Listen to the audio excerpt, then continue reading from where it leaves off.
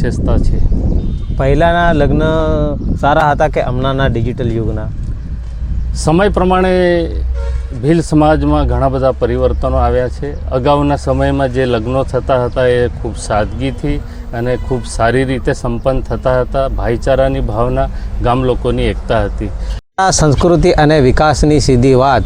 આજે આપણી સાથે આરજી પોડકાસ્ટમાં ઉપસ્થિત છે ભીલ સમાજ પંચના પ્રમુખ શૈલેષભાઈ મકોડિયા. તેમની જોડે આજે જે ભીલ સમાજ પંચના જે લગ્ન બંધારણ છે તેને લઈને ચર્ચા કરશું. ભીલ સમાજ પંચના પ્રમુખ શૈલેષભાઈ, તમારું સ્વાગત છે આરજી પોડકાસ્ટમાં. ધન્યવાદ. અગાઉના સમયમાં ભીલ સમાજમાં લગ્ન કઈ રીતે ચાલતા હતા?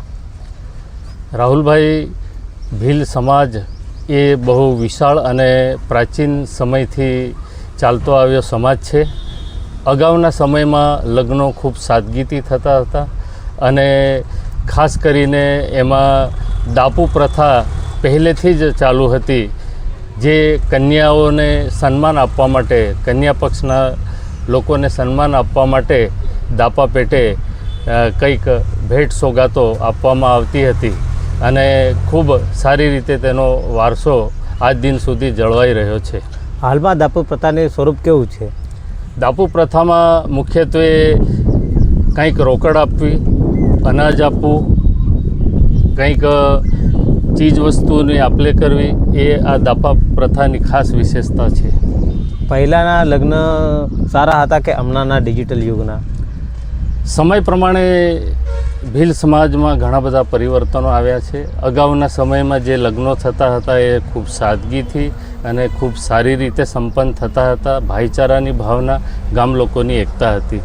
આજના સમયના જે લગ્નો છે એ લગ્નોમાં પણ સુધારા જોવા મળે છે. જેમ કે બાળ લગ્નો અટક્યા છે, શિક્ષણનું પ્રમાણ વધ્યું છે, પણ સાથે સાથે ઘણી બધી બદીઓ પણ ઘર કરી ગઈ છે. જેમ કે દેખાદેખી, એમાં ડીજે, સ્ટેજ, ડેકોરેશન, એની પાછળ લોકોએ જે ઘેલું લગાડ્યું છે એમાં મધ્યમ વર્ગના લોકોને આર્થિક પરિસ્થિતિ પારાવાર નબળી થતી જાય એવું મને લાગે છે. લગ્નો સારા હતા કે આજેના? લગ્નો તો બંને વખતના સારા હતા, પણ આજે સમાજનો વ્યક્તિ છે એ દેખાદેખીમાં દેવા તળે ડૂબેલો માલુમ લાગે છે. એટલે ખરેખર જૂના વખતના લગ્નોની પરંપરા જાળવવી જરૂરી છે. પહેલાંના સમયમાં જે લગ્ન ખર્ચ કરતા હતા અને આજના સમયમાં લગ્ન ખર્ચ કરે છે, ત્યાં ભીલ સમાજને ક્યાં સૌથી મોટું નુકસાન થઈ રહ્યું છે એવું જોવા મળે છે? આજના સમયમાં જોઈએ તો જે ભીલ સમાજની લગ્ન પ્રથા અને એના કુરિવાજો છે એના કારણે શિક્ષણ, આરોગ્ય, એકતા વગેરેમાં ઘણું બધું નુકસાન થઈ રહ્યું છે, જેના કારણે સમાજ આર્થિક રીતે પાયમાલ થઈ રહ્યો છે. 2026ના લગ્ન બંધારણમાં ભીલ સમાજમાં કેટલો સુધારો આવ્યો? 2026નું લગ્ન બંધારણ ખરેખર ઐતિહાસિક કહી શકાય એમ છે, કારણ કે એ લગ્ન બંધારણને લાગુ કરવા માટે ગામે ગામ પ્રચાર પ્રસાર કરવામાં આવ્યો અને એના પરિપાક રૂપે આજે માત્ર ગરબાડા તાલુકામાં જ 500થી 550 લગ્નો નવા લગ્ન બંધારણ પ્રમાણે થયા છે. અને તેમાંય વિશેષતા એ છે કે 50થી 60 જેટલા લગ્નો એ શૂન્ય દહેજ અથવા તો કંકુ કન્યામાં થયેલ છે, જે ખાસ ભીલ સમાજની સિદ્ધિ ગણી શકાય. હાલના જે મોંઘવારીના સમયમાં જે ભીલ સમાજમાં જે મર્યાદિત કરતાં વધારે ખર્ચો કરવામાં આવે છે તેને રોકવા માટે ભીલ સમાજ પંચ શું કરશે? ભીલ સમાજ પંચ એ એક સમાજને માર્ગદર્શન આપતી સંસ્થા છે. ત્યારે ગામે ગામ પ્રચાર કરવાનો, સોશિયલ મીડિયા દ્વારા એનો ફેલાવો વધારે થાય અને લોકોમાં જાગૃતિ આવે તે માટે તમામ પ્રયત્ન કરી રહ્યું છે અને એમાં અત્યારે સારી સફળતા જોવા મળી રહી છે. શું ભીલ સમાજના સ્થળાંતર માટે લગ્ન પ્રથા જવાબદાર હોઈ શકે? મારા મંતવ્ય મુજબ ઘણા મોટા અંશે જે માઇગ્રેશન અથવા તો સ્થળાંતર છે એની પાછળ ભીલ સમાજની લગ્ન પ્રથા જવાબદાર છે. કારણ કે લગ્ન ખર્ચાઓનું પ્રમાણ વધ્યું છે. એક લગ્ન કરવા હોય તો 8થી 10 લાખ રૂપિયાનો ખર્ચ થાય છે, જેને પહોંચી વળવા માટે એ લગ્ન પછી એના વાલીઓ, વારસો કાયમ બહાર, અહીં ખાસ કરીને આવકના કોઈ સ્ત્રોત ન હોવાને કારણે ગુજરાત અથવા તો કાઠિયાવાડમાં તેઓ સ્થળાંતર કરતા હોય છે અને જેની સીધી અસર શિક્ષણ અને આરોગ્ય પર પડે છે. ભીલ સમાજના સર્વાંગી વિકાસ માટે તમે શું ભલામણ કરશો? ભીલ સમાજના સર્વાંગી વિકાસ માટે મારા મંતવ્ય મુજબ તો શિક્ષણનો વ્યાપ વધારવાનો છે. ત્યાર પછી જો શિક્ષણમાં જાગૃતિ આવશે તો આવનારી પેઢી છે એ આ લગ્ન પ્રથાને જાકારો આપશે, કોઈ પણ પ્રકારનો ખર્ચ લેશે નહીં અને સાદગીથી લગ્ન કરશે. સાથે જે પરંપરાગત જે સંસ્કૃતિ છે જેમ કે ઢોલ, માંદળ, શરણાઈ એનું ફરી આ સમાજમાં પુનરાગમન થશે અને સમાજ વધારે તંદુરસ્ત અને આરોગ્યપ્રદ રહેશે. હાથમાં સ્માર્ટફોન હોય જરૂરી બાબત છે અને સારી બાબત છે. સ્માર્ટફોનથી યુવાનો વગડે છે કે પછી સુધરે છે?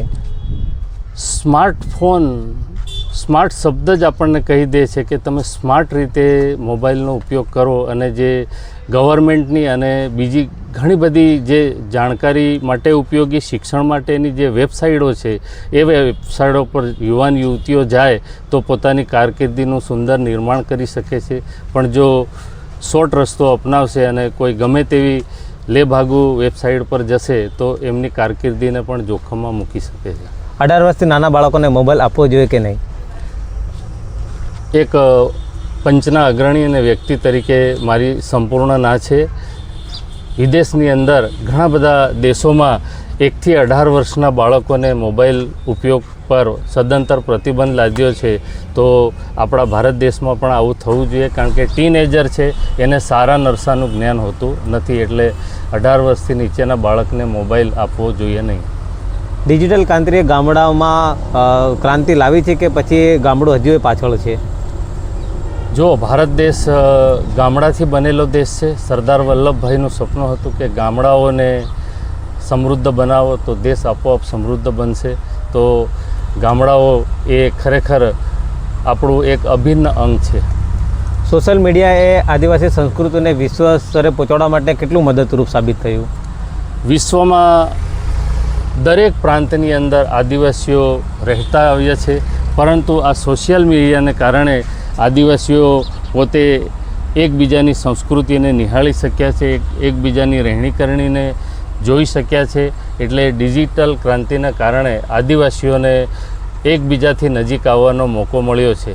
એટલે શું ખરેખર ઇન્ટરનેટ યુવાનોને રોજગારી આપે છે કે નહીં? આજના સમયમાં એઆઈના જમાનાની અંદર જો તમારામાં ક્ષમતા હોય, બુદ્ધિ ક્ષમતા હોય તો એ ઇન્ટરનેટ દ્વારા પણ યુવાનો લાખો કરોડો કમાઈ શકે છે. સવાલ છે ફક્ત એના ઉપયોગ અને એની મર્યાદાનો.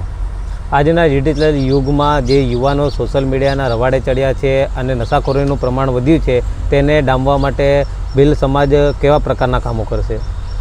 ભીલ સમાજ વતી હું તો એટલું જ કહીશ કે જે ટેકનોલોજીનો વ્યાપ વધતો જાય છે એમ એ ટેકનોલોજી પર નિયંત્રણ કરવા માટે સરકાર દ્વારા વિવિધ ખાતાઓને ફાળવણી થવી જોઈએ અને એના પર અંકુશ હોવો જોઈએ, જેથી કરીને યુવાનો જે યુવા ધન છે એ આવા નશાખોરીમાંથી મુક્ત થઈ શકે. ગામડાના યુવાનોએ સમાજ અને સંસ્કૃતિને સુધારવા માટે કેવા વિડીયો બનાવવા જોઈએ? રચનાત્મક વિડીયો બનાવવા જોઈએ, જેની પ્રેરણા બાળકો, યુવાનો, યુવતીઓ લઈ શકે અને જેની સમાજ ઉપર ખૂબ સારી અસર પડે, જેની પ્રેરણા લઈ અને સમાજ એ આગળ વધી શકે. લાઇનથી ભટકેલા આદિવાસી સમાજના યુવાનોને તમે શું સલાહ આપશો?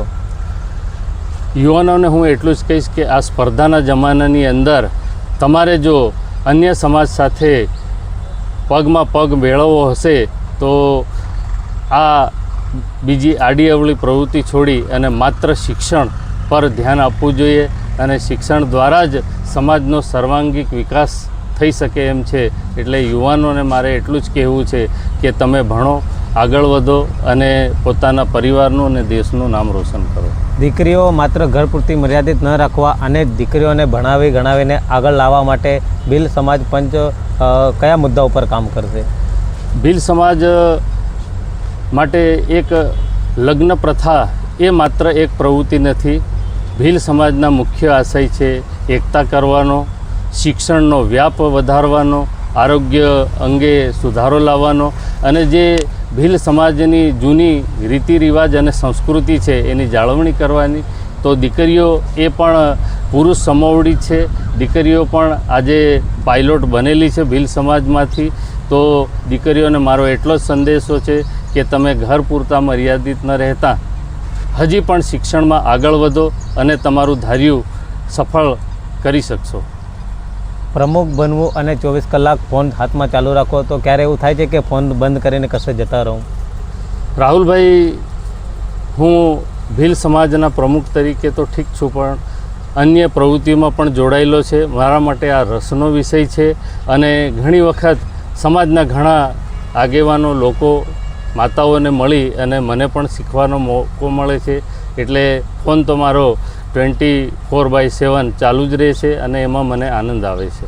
તમે જે પોડકાસ્ટમાં વાતો કરી છે તેને લઈને કુંવારા છોકરાઓ તમને આશીર્વાદ આપશે કે પછી તેઓ ટેન્શનમાં આવી જશે? કુંવારા છોકરાઓ માટે તો અમારી ભીલ સમાજ પંચ એ આદર્શ રૂપ છે, કારણ કે જે દહેજરૂપી દૈત્ય આગળ વધતો જાય છે એને અંકુશમાં નાથવાનું કામ આ ભીલ સમાજ પંચ છેલ્લા 4-5 વર્ષથી કરી રહ્યું છે.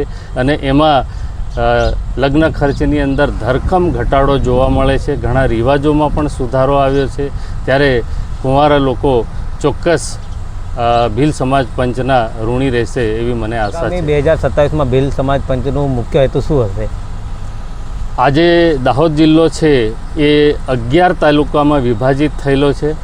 ગરબાડા તાલુકામાં નવીન લગ્ન બંધારણ 2026 ને 80% જેટલી સફળતા મળી છે. અન્ય તાલુકાઓમાં થોડી ઓછી સફળતા મળી છે, પણ અમે 2027 સુધીમાં ભીલ પંચ દાહોદ જિલ્લો એની સંપૂર્ણ બંધારણ ઘડી કાઢીશું, એની સંપૂર્ણ રચના કરીશું અને દાહોદ જિલ્લાના કોઈપણ તાલુકામાં આ લગ્ન બંધારણને ખૂબ સારામાં સારો પ્રતિસાદ મળે એ માટેના તમામ પ્રયત્નો કરીશું. જી, ટાઈમ આપવા બદલે તમારો ધન્યવાદ. હવે આપણે આવા જ નવા વિડીયો જોવા માટે નવા એપિસોડમાં મળશું નવા વ્યક્તિ સાથે. આજે આપણી સાથે જે ભીલ સમાજ પંચના પ્રમુખ શૈલેષભાઈ ઉપસ્થિત હતા અને એમને બહુ સારી વાતો કરી છે, જે સમાજ અને શિક્ષણ અને જે રોજગારીને લઈને કરી છે. તમે પણ આ વિડીયોમાં તમારી કોમેન્ટ જણાવી શકો છો અને આરજી પોડકાસ્ટને શેર કરજો, લાઈક કરજો અને ફોલો કરજો.